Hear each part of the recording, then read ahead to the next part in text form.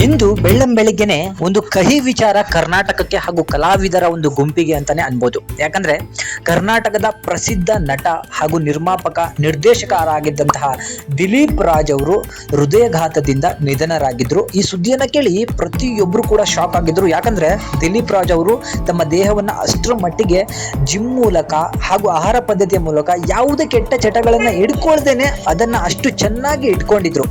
ಆದ್ರೆ ವಿಧಿಯ ಕೈವಾಡ ನೋಡಿ ಯಾವ ರೀತಿ ಇದೆ. ಯಾರಿಗೂ ಕೂಡ ದುಶ್ಚಟಗಳು ಇಲ್ಲದೆ ಇರೋರು, ತುಂಬಾ ಒಳ್ಳೆಯವರು ಆದಷ್ಟು ಬೇಗ ನಮ್ಮನ್ನೆಲ್ಲರನ್ನು ಕೂಡ ಬಿಟ್ಟು ಹೋಗ್ತಾರೆ. ಅದಕ್ಕೆ ತುಂಬಾ ಉದಾಹರಣೆಗಳು ಕೂಡ ಇದೆ.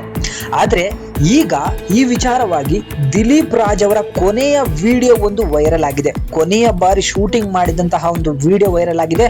ಅದನ್ನ ತುಂಬಾ ಕಲಾವಿದರು ಶೇರ್ ಅನ್ನ ಮಾಡ್ಕೊಳ್ತಿದ್ದಾರೆ. ಒಂದು ಕಾಂಪೌಂಡ್ ನ ಕೆಳಗೆ ನೀರು ಬಿಟ್ಕೊಂಡಿರುವಂತಹ ಒಂದು ಗಲೀಜ್ ಜಾಗದಲ್ಲಿ ಮಲ್ಕೊಂಡು ವಿಡಿಯೋವನ್ನ ಮಾಡ್ತಿದ್ದಾರೆ.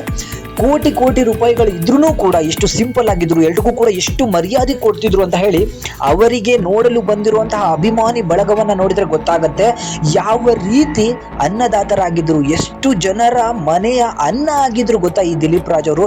ನಿಜಕ್ಕೂ ಇಂತಹ ವ್ಯಕ್ತಿಯನ್ನ ಕಳ್ಕೊಂಡಿರುವಂತಹ ಇಂಡಸ್ಟ್ರಿನೇ ತುಂಬಾ ದುಃಖ ಪಡುವಂತಹ ಒಂದು ವಿಚಾರ.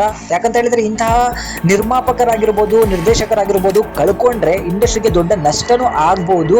ಅಂತಹ ಒಬ್ಬ ಕಲಾವಿದ ದಿಲೀಪ್ ರಾಜ್ ಅವರು ಇವತ್ತು ಎಲ್ಲರನ್ನೂ ಕೂಡ ಬಿಟ್ಟು ಹೋಗಿದ್ದಾರೆ. ಸೊ ಅಂತಹ ಕಲಾವಿದನಿಗೆ ನಮ್ಮೆಲ್ಲರ ಕಡೆಯಿಂದನೂ ಕೂಡ ಶ್ರದ್ಧಾಂಜಲಿಯನ್ನು ಅರ್ಪಿಸೋಣ. ಜೊತೆಗೆ ಅವರ ಕೊನೆಯ ವಿಡಿಯೋವನ್ನ ನೋಡಿ ತುಂಬಾ ದುಃಖ ಆಯಿತು.